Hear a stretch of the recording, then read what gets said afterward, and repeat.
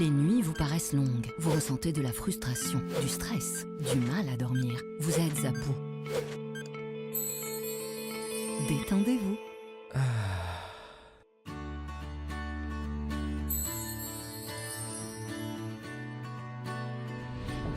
Réduction du temps d'endormissement, diminution des réveils nocturnes, relaxation. Une bonne nuit, ce n'est plus un rêve.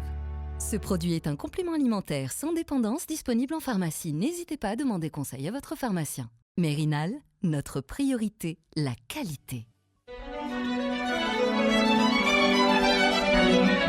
Pour bien s'entendre, il faut bien s'écouter. Rendez-vous sur M, la petite radio du Grand Maghreb.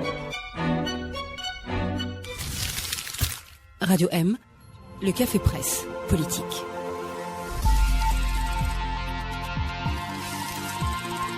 Chers auditeurs, bonsoir. Nous sommes ravis de vous retrouver pour une nouvelle émission du Café Presse Politique. On est un peu en retard, de plus en plus en retard. On s'en excuse. Et on est en avance. En termes d'histoire, on avance. Saïd Jafar dit qu'on est en avance. Avec moi ce soir, bon, je suis émue, je retrouve Souhila Ben Ali qui revient. Bonsoir Bertrand. Bonsoir Souhila, très contente de te revoir. Et moi alors. Je suis en retard. Ça fait un mois que j'aurais dû être là. Et j'ai aussi une nouvelle invitée, Sabra Sahali. Bonsoir, bienvenue. Tu es juriste et spécialisée en droit international des droits de l'homme. D'accord. Un autre invité qu'on n'a pas vu depuis longtemps, journaliste algérien, basé au Caire, écrivain, auteur de La jeunesse de la Kabylie. Yassine Temlali, bonsoir. Et bienvenue. Qadi Hassan, bonsoir. Bonsoir. Saïd Jafar, bonsoir.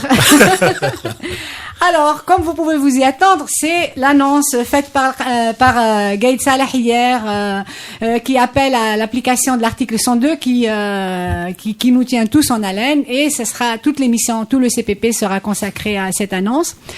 Mais avant de commencer, j'aimerais demander à chacun quelle est l'image de la semaine qui vous a marqué. Qui c'est qui veut commencer? Ihsan?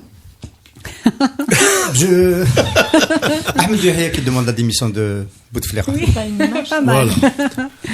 On en parlera au CPP tout à l'heure. C'est une annonce ou une image? Une image qui a marqué un événement, une information. Sabra, quelle est ton image de la semaine? Ah, parce que tu l'as pas briefé. Ah si bon. Si, juste qu'il faut. Moi je sais pas si je peux, enfin une image oui qui traîne beaucoup sur Facebook, c'est certaines personnes qui appellent à la représentation de la mobilisation par un certain Fels Mesdour. Donc je parle beaucoup en ce moment sur ma page Facebook, un économiste qui passe souvent à la télévision en ce moment et qui fait beaucoup parler de lui sur les réseaux sociaux. Donc ça m'a marqué. Voilà, j'invite tout le monde à regarder un peu les déclarations de ce monsieur. J'ai raté mon image de la semaine. Voilà, c'est ça qui m'a marqué. Tu aurais dû passer à la télé. Voilà. Non, mais je te demanderai tout à l'heure. Oui. C'est à propos. C'est pas le challenge où on calcule le nombre de cachir par. Oui, parce qu'il déclare des chiffres un peu. À nos auditeurs qui sont pas au courant de ce challenge. Saïd Jafar.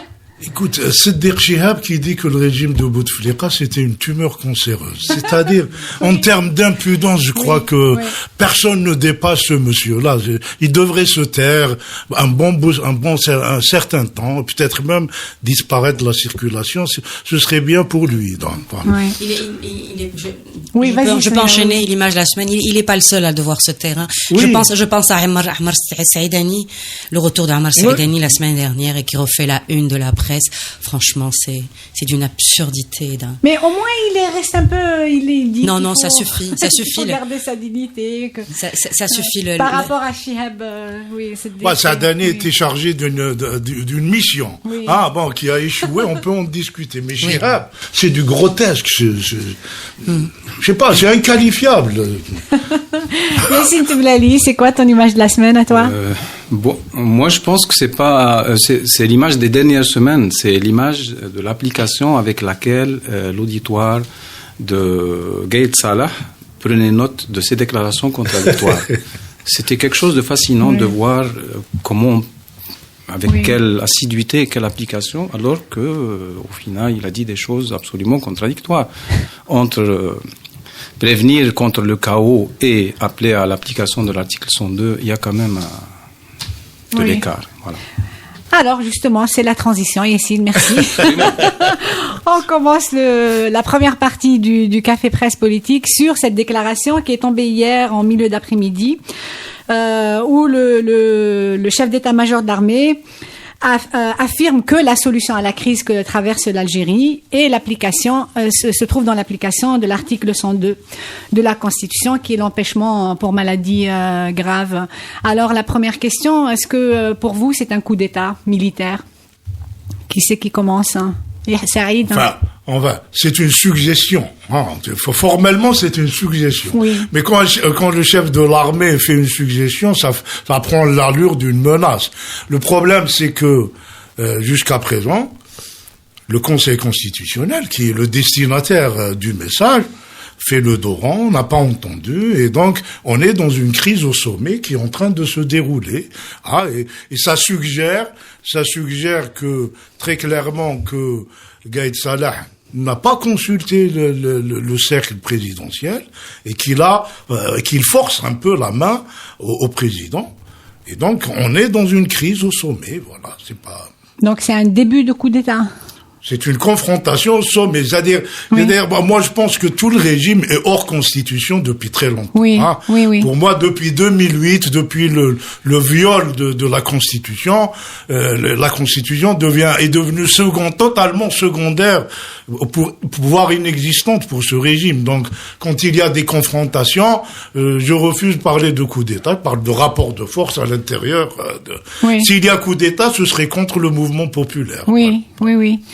Sabra, bon, c'est vrai qu'on n'a pas encore entendu de réponse du Conseil constitutionnel, mais d'abord sur la déclaration de Gaïd Salah. Non, sur la question de est-ce qu'on peut considérer ça, est-ce qu'on doit considérer ça comme un coup d'État, moi je pense que non. Il faut quand même, les termes ont il faut être très rigoureux sur les termes. Et c'est vrai que ça ne va pas dans le sens de la rhétorique un peu mobilisatrice, mais quand on fait référence à des articles de la Constitution, on reste dans la légalité. Je sais que on veut pas entendre ça, mais le régime a quand même toujours tenu à faire les choses légalement, toujours. C'est très important qu'on fait référence à l'article, à la Constitution. Même Bouteflika, quand il a nommé le vice-premier ministre, donc quand il a créé un nouveau poste institutionnel, il l'a fait en citant et sur la base d'articles constitutionnels. Après, on peut en tant que juriste avoir des interprétations différentes. Moi, je pense qu'il a excédé ses prérogatives et que l'article qui lui permet de prendre ce genre de mesures il a interprété de manière très très large. Mais on reste dans la légalité. On reste dans la légalité. On n'est pas encore passé de l'autre côté. Yassine, moi, je pense que c'est un appel à appliquer cet article 102 pour éviter d'en arriver au coup de force, plutôt. Oui. C'est une suggestion de solution constitutionnelle, entre guillemets, parce que tous les régimes ont toujours fonctionné avec des lois, y compris les plus autoritaires et les plus totalitaires. Je veux dire, le goulag aussi, à mon avis, était régi par une loi. Donc, au niveau formel, le régime a toujours tenu à être dans la légalité formelle, mais je veux dire, on peut toujours... la légalité constitutionnelle, c'est autre chose. Moi, je crois que c'est un appel à éviter à l'armée d'intervenir de façon beaucoup plus, on va dire, directe. Direct. Hein. Voilà. Ouais. Ihsan, c'est une bonne nouvelle d'abord. C'est une bonne nouvelle. C'est une bonne nouvelle d'abord. C'est un moment. Ça fait longtemps le mouvement populaire pousse est en train de grignoter la cohésion du régime. Les soutiens de Bouteflika sautent les uns après les autres. Maintenant, c'est une grande digue qui tombe. C'est le ministère de la Défense. On s'était posé la question si Gaïd Salah resterait jusqu'au bout lié à Abdelaziz Bouteflika. On avait même titré un des CPP. Le mouvement populaire finira par les séparer et s'en séparer. C'est clair que Gaïd Salah a fait son coup sans prévenir. C'est une évidence. Et ça s'est confirmé dans la soirée hier. Voilà.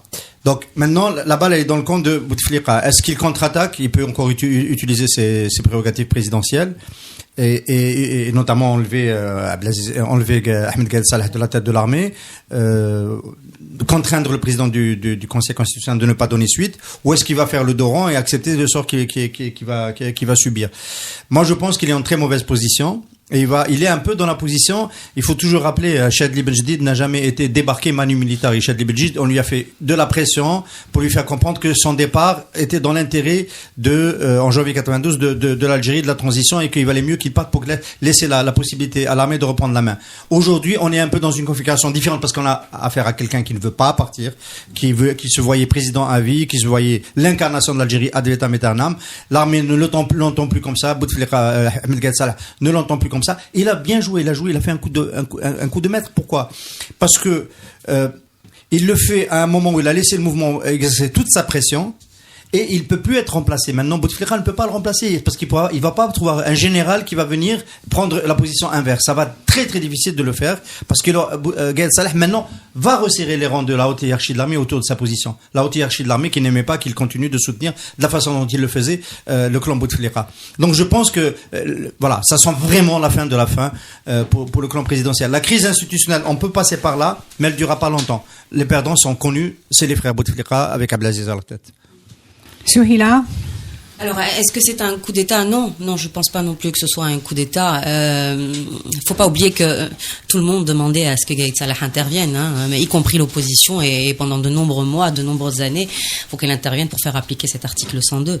Donc, il est en retard. Tout le monde ne demandait pas à l'armée d'intervenir. Non, pas intervenir, mais l'application de la loi. Mais l'application de l'article 102. Et puisque le pouvoir en place ne l'a pas fait, à maintes reprises, y compris l'opposition, a fait appel ou a fait du pied, à Gaïd Salah pour qu'il fasse appliquer cet article, ou du moins qu'il pousse à l'application de cet article 102. Non, je pense comme Yassine que voilà, son intervention c'est pour éviter d'arriver au 28.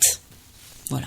Le 28, on arrive au 28, il y a un gros problème qui se pose, il y a un problème institutionnel, un nouveau et pas des moindres qui se pose. Il aurait fallu régler ce problème avant. Et je pense que son intervention intervient maintenant. Et le 18, du reste, juste pour rappel, le 18, il avait fait une déclaration après que le président de la République ait fait une deuxième lettre pour dire qu'il maintenait sa conférence nationale et qu'il n'allait pas partir. Il est intervenu juste après, il se déplaçait, je crois, à Ouargla, je ne me souviens plus très bien de la région, où il disait la solution va arriver à un moment opportun, et il n'y en a pas une seule, il y en a plusieurs. Donc voilà, si ça se trouve, ce 102, c'est pas la seule solution qui est entre les mains aujourd'hui.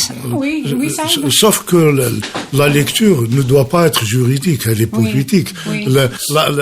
La mise en œuvre de l'article 102, qui était l'article 88, qui est une vieille demande, mais qui est aujourd'hui, du point de vue du mouvement populaire, déjà dépassé.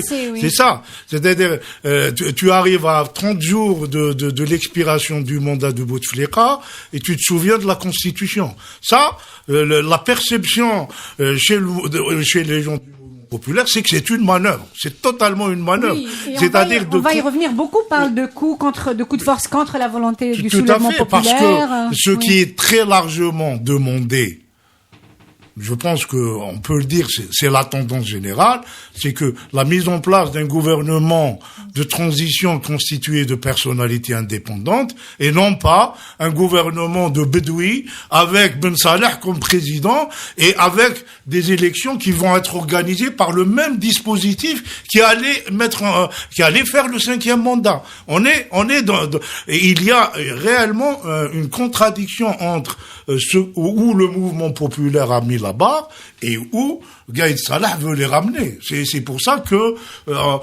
ce n'est pas une question de droit. Oui. On est dans une question totalement politique. Non, c'est aussi une question de droit, dans le sens où le droit, c'est la résultante de rapports de force politique. On est tous d'accord.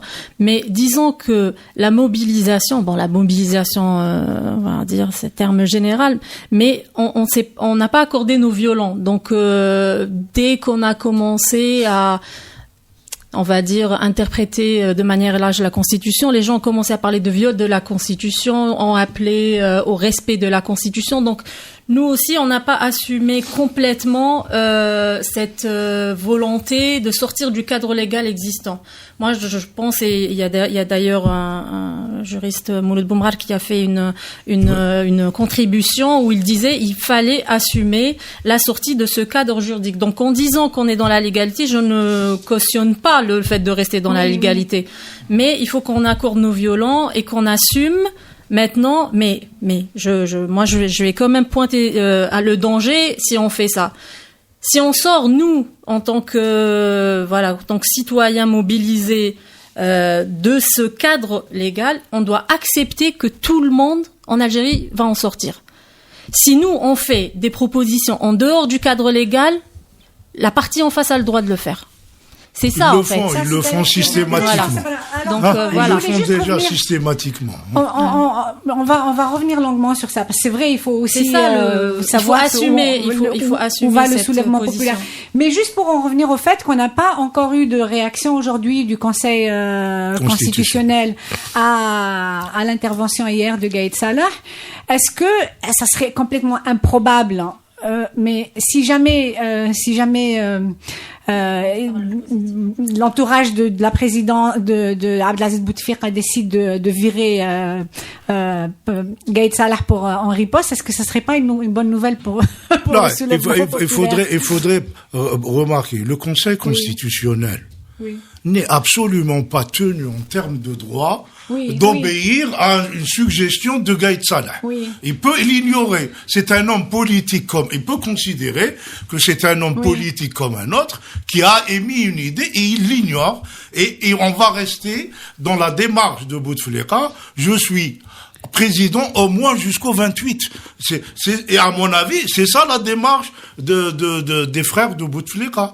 C'est-à-dire, il n'y a rien, dans la loi, rien ne contraint le Conseil constitutionnel à obéir à Gaïd Salah, sauf si Gaïd Salah prend Blaise par les oreilles et le force. Là, on est dans le coup de force total. Et donc, on peut aller dans une situation de conflit à l'intérieur du régime jusqu'au 28, sauf si l'armée intervient et assume un coup de force. Et là, on sort de la Constitution aussi. Donc, on n'est plus dans la Constitution. Donc voilà.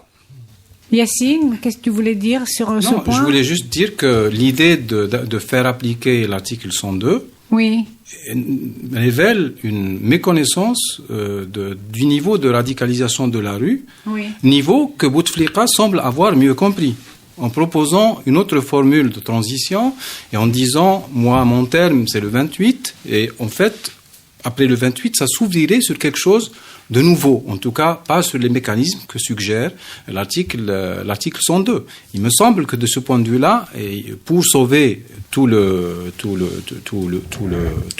la construction, on a décidé de réduire la question à la question de la démission de Bouteflika, chose à laquelle cela ne se réduit plus depuis pas mal de temps, depuis quelques semaines déjà. Maintenant, le fait que le régime lui-même soit sorti du cadre constitutionnel, d'abord en piétinant à plusieurs reprises la Constitution, en la faisant réviser totalement, franchement, au gré de ses besoins les plus immédiats, ça donne la possibilité légitime, non pas légale, aux opposants de sortir eux-mêmes du cadre de la Constitution. D'autant plus que rester aujourd'hui dans le cadre constitutionnel, c'est se condamner à suivre des mécanismes qui vont, comptant sur la réduction de la vivacité de la rue, qui vont nous conduire à une situation de reconduite, en fait, sous une nouvelle forme, avec du même régime. Je ne parle pas de système, parce que le système, c'est autre chose que le régime lui-même. Et cette solution-là qui se profile, bien sûr, la solution, c'est de condamner aussi, de se débarrasser de quelques éléments gênants, comme Ali Haddad ou autres. Mais nous serons dans une gestion de la transition et du passage à autre chose par le système. Autrement dit, il y a risque qu'on ne passe jamais à autre chose, parce que, et là aussi, ça dépend du maintien de la mobilisation de la rue. Ali Haddad qui est l'invité de Radio M demain. Ah bon? Je suis pas crédible. Le HuffPost Algérie a donné une information selon laquelle il a été empêché de quitter le territoire il y a 10 jours. Donc on peut venir à Radio M, ça devient un paria, voilà, c'était ça le lien. Donc, Non, mais c'est des sources de la PAF et de l'aéroport, donc ça a l'air. Et il n'y a pas que lui, il y a plusieurs autres. Oui, Souhila. Je voudrais dire, rebondir sur Gaïd Saleh. Oui. À mon sens, il est le seul homme fort aujourd'hui. C'est le seul homme qui reste, quoi.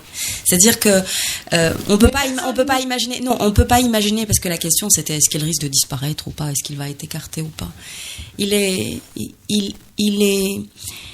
est aujourd'hui, il n'y a plus de gouvernement, il n'y a plus de président, il n'y a plus personne. La rue rejette tout le monde. Il y a Gaïd Saleh. il y a l'armée, tu veux dire. Voilà. Il y a Gaïd Saleh, il y a l'armée. L'armée, c'est un peu différent. C'est différent. C'est d'autant différent que cette décision, je ne pense pas qu'il l'ait prise tout seul. Voilà. Ça fait quand même 1 mois qu'ils sont terrés dans leur trou. À essayer de trouver des solutions à cette crise. On peut pas dire que ça arrive à la dernière minute ou que ça s'est passé comme ça en une fraction de seconde. Non, ça fait longtemps qu'ils essayent de trouver une solution. Et celle-ci, pour Bouteflika, c'est bien. Parce que finalement, c'est pas la rue qui l'a débouté, c'est pas elle qui le met dehors. Mais c'est son état de santé. Voilà. Et pour Gaïd Saleh, l'article 102, aujourd'hui, je ne parle pas à la place de Gaïd Saleh, mais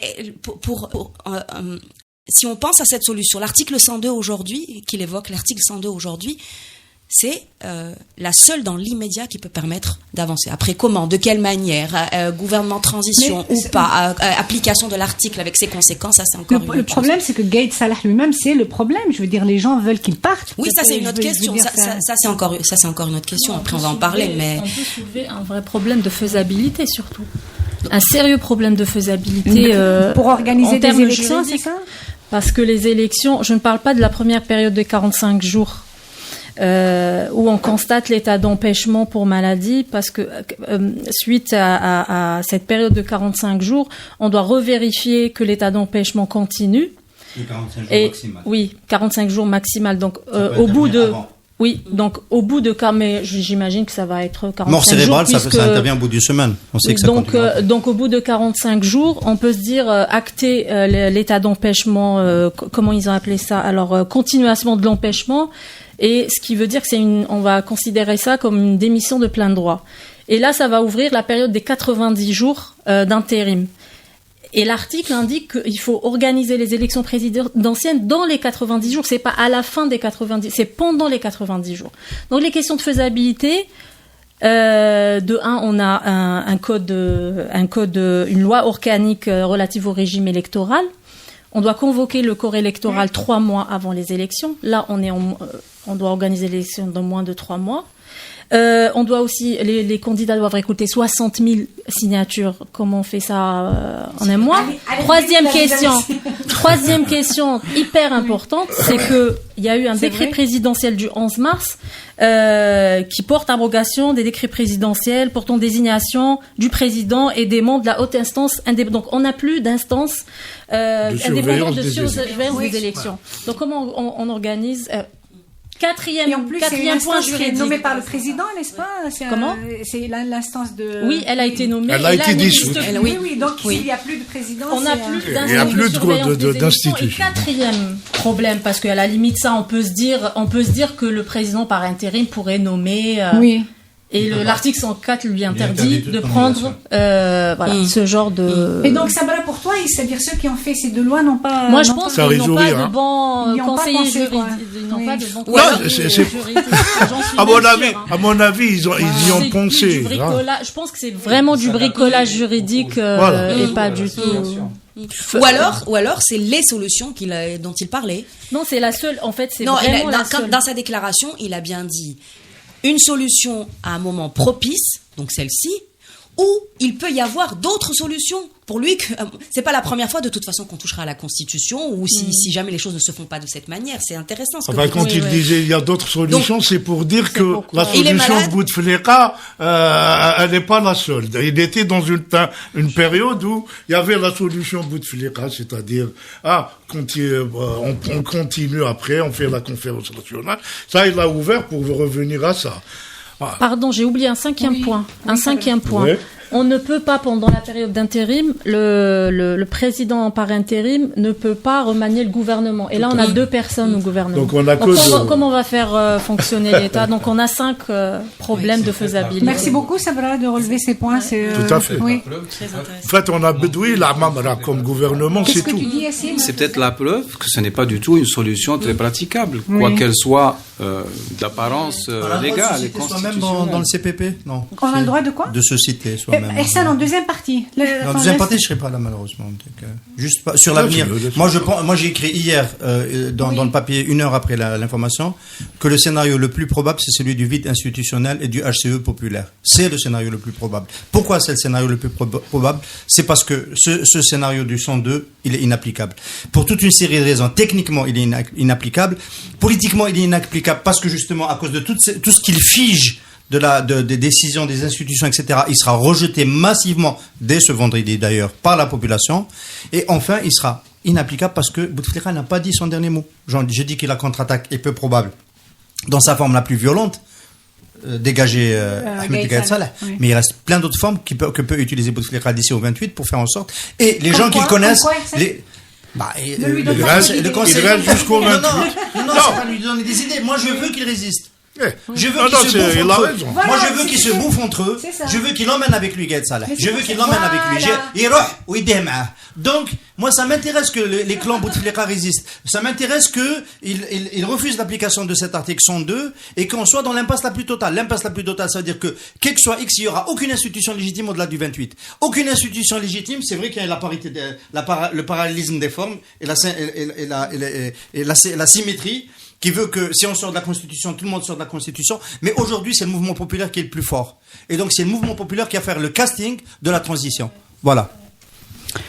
Eh ben, c'est la transition. Merci, chers auditeurs. Restez avec nous. On vous retrouve dans 3 minutes exactement.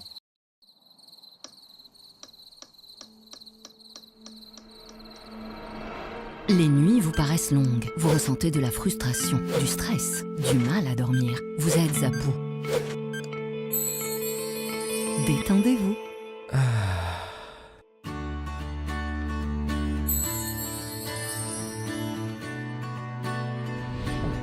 Réduction du temps d'endormissement, diminution des réveils nocturnes, relaxation. Une bonne nuit, ce n'est plus un rêve. Ce produit est un complément alimentaire sans dépendance disponible en pharmacie. N'hésitez pas à demander conseil à votre pharmacien. Merinal, notre priorité, la qualité. Nous sommes de retour sur le plateau du Café Presse Politique et ça fait tout drôle d'entendre la voix de Sourila Ben Ali, le Café Presse Politique, et de la voir ici. Donc, alors, on a terminé la première partie sur, on parlait de Taïb Belaïs et moi, il me semblait qu'il ne pouvait que obtempérer quand je vois toutes les défections qu'il y a dans le clan de la présidence, etc. Il me semblait qu'il ne pouvait qu'obtempérer à l'appel de Gaïd Salah. Mais Saïd, toi, tu n'es pas d'accord avec moi? Taïb Belaïs n'est pas ou Yahya. Il est managé autrement. Taïb Belaïs fait partie du premier cercle du président. Il est presque dans un milieu familial avec le président. Et s'il a été mis au Conseil constitutionnel, c'est pour être au cœur du dispositif du 5e mandat. Il devait valider la candidature du président Bouteflika. Et donc aujourd'hui, Gaïd Salah lui demande en fait de le déclarer inapte. Et à mon avis, il va pas obéir, sauf s'il reçoit une pression d'ordre physique. Et à ce moment-là, l'intrusion physique de l'armée apparaît très trop, parce que là, on est dans la suggestion. C'est-à-dire, le chef d'état-major suggère qu'on applique l'article 102. Mais le cercle est réduit, Saïd. Non, mais il est dans une... C'est-à-dire, tu as une armée qui vient de dire qu'on reste dans la Constitution. Ça, c'est grand. Dans la Constitution, ce n'est pas l'armée qui enclenche la procédure pour la mise en œuvre de l'article 102. C'est le Conseil constitutionnel. Et il peut ne pas le faire. Il peut développer autant de discours qu'il veut en disant, de toute façon, il reste 30 jours à la présidence de Bouteflika.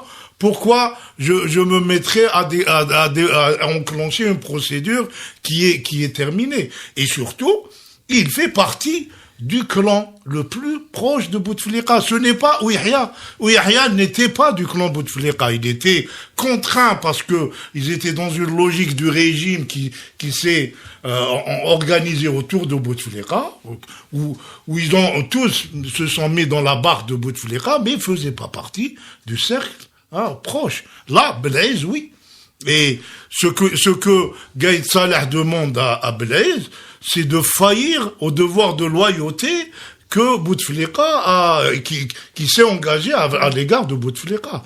Et ça me paraît, pour moi, improbable s'il n'y a pas une pression physique directe sur Blaise, ça me paraît improbable qu'il obéisse à la suggestion de Gaïd Salah. Et donc, dans ce scénario-là, ça voudrait dire que ça va durer.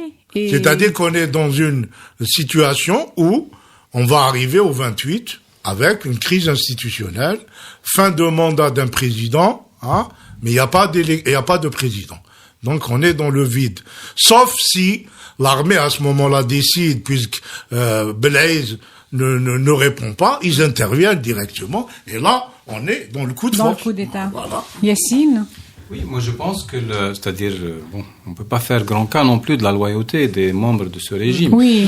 De toutes les manières, le scénario que tu évoques est tout à fait plausible, mais ça voudrait dire que les forces sont encore égales, que ce n'est pas résolu, qu'au niveau du commandement militaire lui-même, il n'y a pas forcément unanimité sur cette solution, que ce qu'on appelle le clan présidentiel a encore des ressorts, toutes choses pas évidentes du tout pour l'instant. Nous n'avons pas d'image précise de ce qui se passe à l'intérieur du régime. L'autre paramètre, c'est que cela dépend aussi de la poursuite de la pression populaire.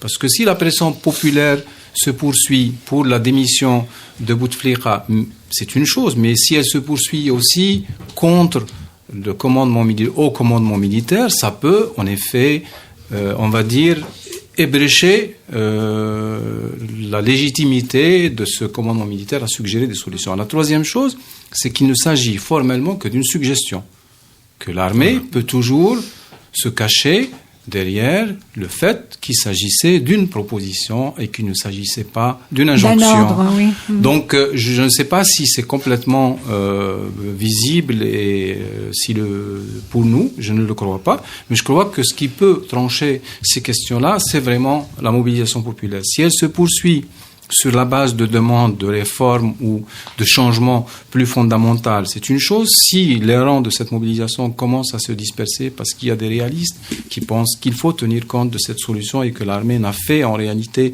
que faire ce qu'on lui demandait de faire, c'est autre chose. Mais dans tous les cas, pour que l'avenir puisse se faire avec un nouveau paramètre qui est la mobilisation populaire, il faut que cette mobilisation populaire, quelle que soit l'issue, quelle que soit la transition, quelle que soit la solution juridique ou non juridique, il faut qu'elle s'organise.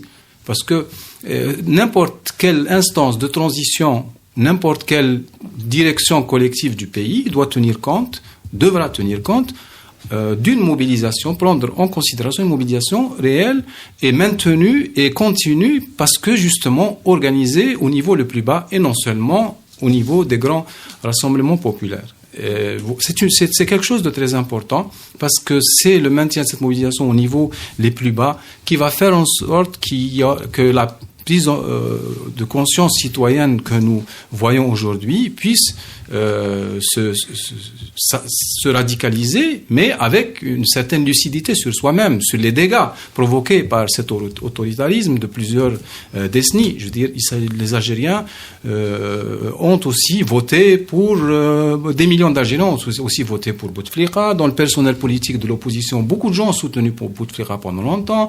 Dans les universités, s'il y a des gens aujourd'hui qui ont pris conscience de la nécessité du changement, mais il y en a aussi beaucoup qui ont été les agents de l'immobilité. Donc, on a besoin, en fait, de réfléchir à nous-mêmes de façon un peu plus lucide, et c'est en s'organisant au niveau le plus bas qu'on le verra et qu'on pourra le faire. Voilà. En fait, oui, il faut s'organiser au plus bas, mais en même temps, il faut aussi, l'un n'exclut pas l'autre. Il faut aussi penser à comment rapidement se retrouver, à mettre en place une instance de transition, parce que l'enjeu est là, c'est-à-dire, si on laisse la procédure telle que souhaitée par Gaïd Salah, même si en triturant, en forçant ça, ce sont eux qui géreront la transition. Or, ce que le mouvement populaire, la notion de changement de régime, c'est que non, c'est pas vous qui organisez la transition. On met un gouvernement de personnalités indépendantes qui va remettre à plat les lois, la loi électorale, les listes électorales, qui va aussi travailler à neutraliser au sens positif l'administration et préparer le terrain à une vraie élection libre. C'est ça la notion de changement de régime. Parce que quand on parle de régime, en fait, c'est les procédures qu'il met en place pour se reproduire. Et c'est pour ça que... Comme tu le dis, Saïd, ce n'est pas contradictoire. Tout à fait. Ce n'est pas exclusif, mais des personnalités nationales issues d'un mouvement organisé, issues d'un mouvement associatif coordonné et organisé, ce sont des personnalités nettement plus crédibles que des personnalités nationales déclarées incompétentes par une opinion inconnue. Oui. C'est ça la question principale aujourd'hui. Qu'est-ce que c'est que la compétence et qu'est-ce que c'est que la probité ? Est-ce que la probité est une qualité intrinsèque dans telle ou telle personnalité politique, ou est-ce qu'elle est occasionnelle et là ? C'est une question qui se pose. Par contre, si les associations se mettent en réseau et que les associations, de façon démocratique, fassent émerger une personnalité qui puisse faire partie d'une instance de transition, si les syndicats font pareil, si le mouvement étudiant, en plus de réclamer le changement au niveau politique, réclame aussi le changement au niveau de l'université, en s'organisant pour en finir avec cette gabegie qu'on voit au niveau de nos universités, qui, si le mouvement étudiant fait émerger une direction élue démocratiquement dans des coordinations, c'est toujours préférable à des personnalités que nous avons décidé de déclarer compétentes. Elles le sont sans doute, peut-être, pour beaucoup d'entre elles ou pour certaines d'entre elles, mais la légitimité quand même d'être issu d'un mouvement démocratiquement organisé, c'est quand même une qualité supérieure en termes de... C'est vrai que c'est magnifique, c'est magnifique. Que demande le peuple ? Rien d'autre que cela. Mais ça, c'est une transition qui va demander du temps. C'est du temps. Ça va pas se faire demain. Alors que la solution politique qu'il propose, c'est une solution immédiate. Voilà. Donc, c'est clair que voilà la différence. C'est ça, la mise en place des structures de base, ça prend du temps. Et donc, ce qui va être intéressant, ce qui va être intéressant, effectivement, ce qui va être intéressant, c'est la marche de vendredi va être effectivement intéressante. La réponse du mouvement populaire va être intéressante, parce que c'est comme ce mouvement est attaché à son armée. Ça, c'est une réalité. Les Algériens sont attachés à leur armée. Comment ils vont réagir par rapport à la proposition de Gaïd Salah ? Moi, j'ai écouté des gens dehors aussi qui étaient contents, qui étaient heureux que enfin l'armée intervienne. Donc, il faut être prudent. Faut voir. Il faut voir comment les choses vont évoluer. Maintenant, pardon, juste une dernière chose. Beaucoup demandent, parce que on a beaucoup parlé avec les gens ces dernières semaines, beaucoup demandent peut-être des garanties à l'armée. Voilà, quelles sont les garanties ? Alors, l'article va être appliqué, oui, mais après, quelles sont les garanties pour pouvoir mettre en place réellement cette démocratie qui est demandée aujourd'hui ? Voilà. Donc, peut-être que les vices de forme vont se dérouler à ce niveau-là. Voilà. Alors, Souheila, justement, les réactions de tous ceux qui ont réagi, qui ne sont pas partis du pouvoir à l'intervention de Gaïd Salah, ça a été carrément un refus. Jamal Znati dit que c'est un piège qui consiste à sacrifier Bouteflika pour sauver le reste. Pour Moustapha Bouchachi, c'est-à-dire c'est absolument un truc complètement dépassé, le 102, on est au-delà. Pour le RSCD, c'est un coup d'État contre la volonté populaire. Cet homme, en parlant de Gaïd Salah, est partie prenante de nos malheurs, il ne peut aucunement être la solution. Le MSP, c'est le seul qui appelle à des garanties, mais qui demande à ce que les manifestations continuent. Benfili, c'est nuancé aussi. Samir Bouakwir parle du syndrome Sisi. Le syndrome Sissi a atteint irrémédiablement Gaïd Salah. Par cette attitude irresponsable, c'est l'occasion inespérée d'une véritable réconciliation historique entre l'institution militaire et le peuple qui risque d'être ratée. Donc, c'est Gaïd Salah qui empêche que le soulèvement se réconcilie avec l'armée.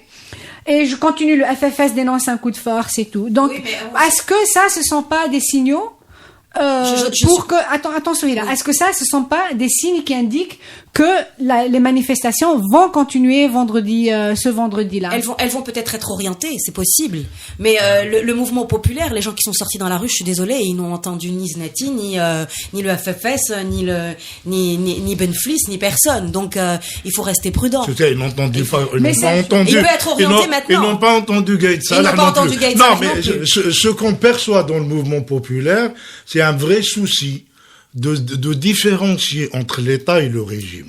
Et ça, moi je pense que c'est une des grandes, le côté le plus positif dans ce mouvement populaire, c'est une forme de lucidité politique et aussi de réalisme politique.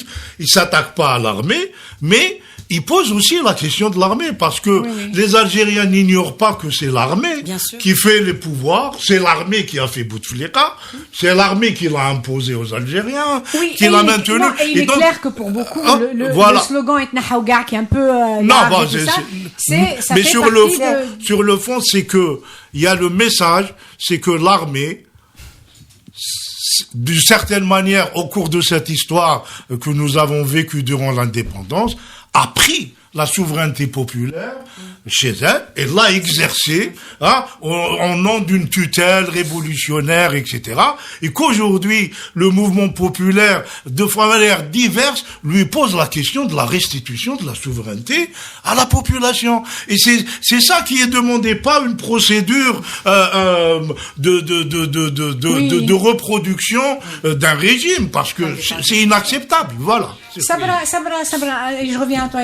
Sabra Sahali, toi, tu as fait un appel à Jumu'at al-Tashawur, et dans ton appel tu dis, enfin c'est une réflexion que tu partages sur ta page Facebook, pourquoi ne pas nommer la mobilisation du vendredi prochain le vendredi de la concertation? Au lieu de manifester, de marcher, de chanter, même s'il restera possible de le faire, les gens se regrouperaient et discuteraient de la déclaration de Gaïd Salah, de l'article 102, de ce qu'on demande exactement, c'est-à-dire la rue.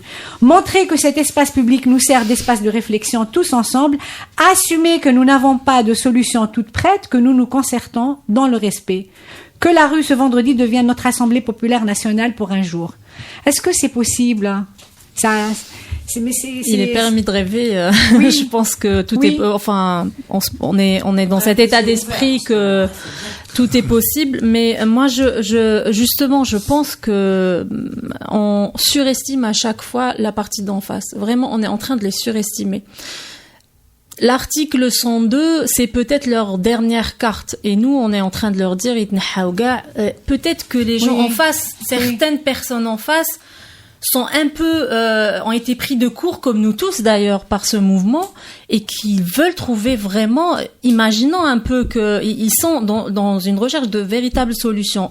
On pourrait la leur suggérer. Par exemple, l'article 102 a été suggéré par des juristes légalistes, mais aussi par des gens qui ont très peur du chaos institutionnel. C'est-à-dire, si on n'applique pas l'article 102, c'est un vide institutionnel. J'ai l'impression que ces gens-là, ils savent pas qu'on peut avoir un gouvernement de transition. Donc, il y a aussi un travail pédagogique, mais surtout, on doit être une force de proposition. On ne peut plus continuer éternellement à être, pas rester aussi dans des termes un peu creux et des expressions creuses, mais peut-être que nous avons en face des gens qui veulent trouver des solutions et que la solution peut vraiment venir de nous. Nous pourrons leur suggérer quelque chose. Il y a des gens qui travaillent, j'en suis consciente, on travaille tous dans l'urgence, mais je pense qu'il faut vraiment que ce vendredi, les gens se rendent compte qu'on ne peut pas juste rejeter, mais que quand on rejette, on est vraiment, on a intérêt à proposer, à faire des propositions. Voilà. Yacine? Moi, je pense que l'opposition, enfin les personnalités politiques que tu viens de citer, sont plus intéressés, c'est légitime de leur propre point de vue, par une transition qui ne soit pas assurée dans le cadre de l'article 102. Oui. C'est ça qui donnera plus de visibilité à ces personnalités en tant que membres éventuels d'une instance de transition ou de commission de surveillance des élections, etc. C'est le cas en Tunisie, où beaucoup de personnalités de l'opposition ont trouvé leur place dans ces instances de la transition. Si il y a rejet de l'appel de Gaïd Salah, je dirais que tacitement, on pourrait tirer la conclusion que ça favorise plutôt la thèse d'une transition telle que proposée par Bouteflika. On peut le penser. Oui. On peut le penser. Il n'est pas interdit de le penser. Objectivement, je ne dis pas que ce sont les intentions précises et déclarées, des intentions précises et déclarées. Ça, c'est la première chose. La deuxième des choses, bien entendu, il est temps qu'il émerge des propositions. Il est temps qu'il y ait concertation. Mais il me semble que la concertation est beaucoup plus facile sur les lieux de vie des gens, les lieux de travail des gens, que dans des rassemblements, on va dire, hebdomadaires, qui durent quelques heures, mais qui se dispersent. Donc, si nous devons faire des propositions, les étudiants sont en grève, ils font des marches quotidiennes, hebdomadaires, ils pourraient en faire des quotidiennes, puisqu'ils sont sur des lieux précis, qui sont des campus. Les étudiants pourraient penser à faire des propositions. Il est beaucoup plus logique pour moi et beaucoup plus faisable que les étudiants fassent des propositions, que les travailleurs fassent des propositions, que les avocats, que les magistrats, sur le lieu de travail tout le temps. Et c'est cela qui fera émerger, à mon avis, une direction de ce mouvement plus légitime, et deuxièmement, pour avoir discuté longtemps sur des problèmes précis qui sont les problèmes des secteurs concernés, plus aptes à gérer la transition dans sa complexité. Oui. Voilà. Il me semble que débattre, il faut aussi que ça se passe tout le temps. Parce que rien que pour instaurer un nouveau rapport de force qui permette que cette société ne retourne jamais à l'état dans lequel elle était. Non, quelle que soit la forme de la transition et quelle que soit l'instance qu'il a. Si tu me permets, quand je parle de concertation, c'est un but aussi précis d'assumer le fait qu'on ne sait pas. Il faut assumer aussi que nous sommes en recherche de solutions. J'ai l'impression que on sait ce qu'on veut pas, mais on n'assume pas le fait que on ne sait pas trop ce qu'on veut. Mais il faut complètement l'assumer et assumer aussi le fait qu'on est en train de se concerter. Mais le problème de ce que tu proposes, c'est la faisabilité, encore une fois. La faisabilité, parce qu'au final, on a plusieurs universités, on va avoir plusieurs, peut-être même syndicats, parce que voilà. Donc, au final, tout ça va devoir être remonté et être résumé dans c'est un peu complexe. Je ne dis pas que c'est pas possible, mais la complexité, elle vient de l'urgence de la situation. C'est ça, on est tous pris de court. L'urgence, elle peut être soulignée aussi pour la concertation telle que vous la proposez. En fait, je veux dire, comment faire monter toutes ces propositions dans les différents rassemblements populaires pour que ça forme une proposition consensuelle? Ça demande aussi du temps. Dans tous les cas, ça demande du temps. En fait, il y a quand même, on n'est pas dans le vide. Il y a plein de propositions qui sont proposées et elles vont, on arrive à dégager des traits communs. Le trait commun, c'est que qui va gérer la transition? C'est la première question. Et la réponse de tout ce qui est c'est que c'est pas le pouvoir. C'est pour ça. C'est ça le préalable. Parce que si c'est le pouvoir avec le ministère de l'Intérieur tel qu'il est, avec le dispositif, on le sait. Et ils ne fraudent même pas. Ils ont mis en place le dispositif pour faire gagner leurs candidats, quelle que soit la situation. Donc c'est ça qu'il faut déblayer. Et c'est la question. C'est le mouvement populaire tel qu'il s'exprime. Quand il dit je veux pas l'article 102, c'est parce que il veut pas que ça soit les gens qui sont rejetés par la population, c'est manifeste, gèrent eux-mêmes la transition. Et ça, c'est ça que les gens peuvent discuter avec l'armée. Il y a pas honte à le dire. On va pas en discuter avec Bouteflika qui est disqualifié, mais on peut en discuter avec l'armée. Comment? Et là, on peut dégager. C'est ça la situation. Alors, c'est la fin, on a un peu dépassé, mais je voulais juste poser une question sur le fait que Gaïd Salah, quand il appelle à appliquer le 102, son prétexte, c'est que c'est un prétexte sécuritaire. Hein. Il est de notre devoir de souligner que ces marches pourraient être exploitées par des partis hostiles, mal intentionnés, à l'intérieur comme à l'extérieur. Est-ce que ça voudrait pas dire qu'il y ait un risque qui est, est-ce que ça peut pas se lire comme aussi une menace envers les manifestants vendredi? Est-ce que ça veut pas dire qu'il y aura de la répression vendredi? En réalité, c'est un bon message. Hein. Pour le mouvement populaire, ça va être l'occasion de dire qu'on est pacifique et que Silmia, plus que jamais, parce que ça donne une idée des risques pour le mouvement populaire, parce que le mouvement populaire le disait d'emblée, dès le début, que le seul grand risque pour nous face au régime, c'est qu'il y ait des dérapages en termes de sécurité. Et que notre force, c'est dans le pacifisme. Et à mon avis, c'est ce message-là qui va être encore martelé ce vendredi avec beaucoup plus de force que d'habitude. Ce qui n'est peut-être pas tout à fait faux, hein, parce que pas des menaces, mais des problèmes à l'intérieur, il en existe. Il y a des tentatives à l'intérieur, ça c'est clair. Je vais vous raconter juste une anecdote. C'est une dame d'un certain âge qui est vraiment très proche de moi, qui m'a raconté que vendredi dernier, un policier en civil frappait un homme, un manifestant? Non, pas un manifestant, un policier, enfin, les brigades en tenue, le frappait, lui donnait des coups de pied et lui disait mais pourquoi tu fais pas ton travail? Fais ton travail. Ces gens-là méritent qu'on les matraque. Fais ton travail. Et il y a eu un rassemblement autour de cette personne qui a failli être lynchée. Ça, c'est une réalité. Et des soucis, il y en a depuis le début. Et peut-être un petit peu plus aujourd'hui que ce pouvoir est finissant. Tout à fait. Yes. Il y a quand même une forme d'autocontrôle qu'on a remarqué qui est remarquable. Là, voilà. Oui. Donc, pourvu que ça dure. Moi, je ne crois pas que c'était une menace. Rien que parce que le régime, toute faction confondue, a intérêt à voir quelle est la tendance vendredi. Est-ce qu'elle est au rejet de la proposition de Gaïd Salah? Est-ce qu'elle est au rejet... Le thermomètre. Oui, voilà. C'est-à-dire, rien que pour cette raison-là, je ne crois pas que c'était une menace. Je rappelle juste, j'en profite pour rappeler qu'en octobre 88, il y a eu des discussions dans les corporations et que ça n'a pas pris... Voilà, c'est-à-dire le MJA s'est organisé, les étudiants se sont organisés, des syndicats ont été déclarés, un mouvement de renouveau syndical aussi, donc c'est possible aujourd'hui. Voilà. Moi, sur l'armée, j'ai quand même envie de dire quelque chose. En fait, c'est pas que c'est complexe, tout est complexe.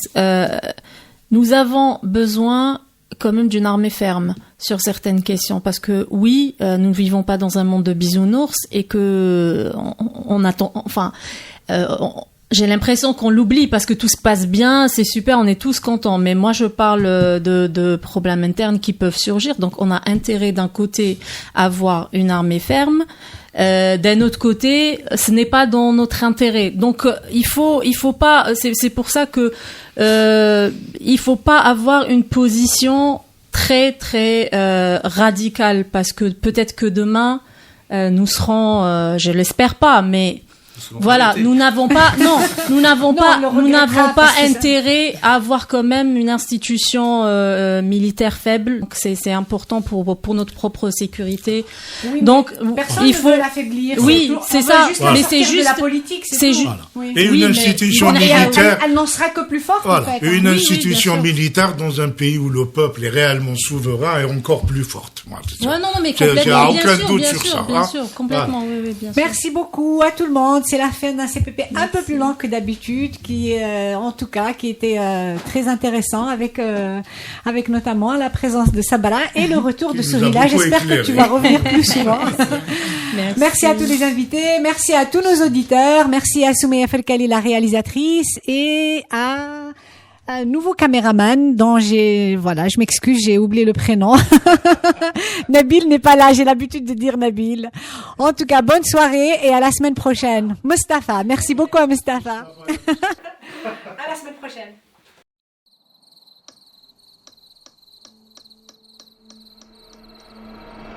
Les nuits vous paraissent longues, vous ressentez de la frustration, du stress, du mal à dormir, vous êtes à bout. Détendez-vous.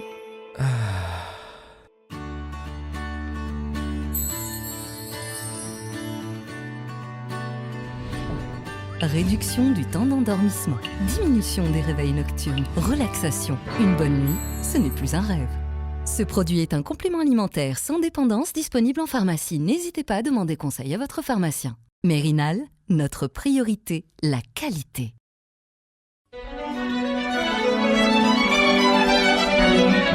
Pour bien s'entendre, il faut bien s'écouter. Rendez-vous sur M, la petite radio du Grand Maghreb.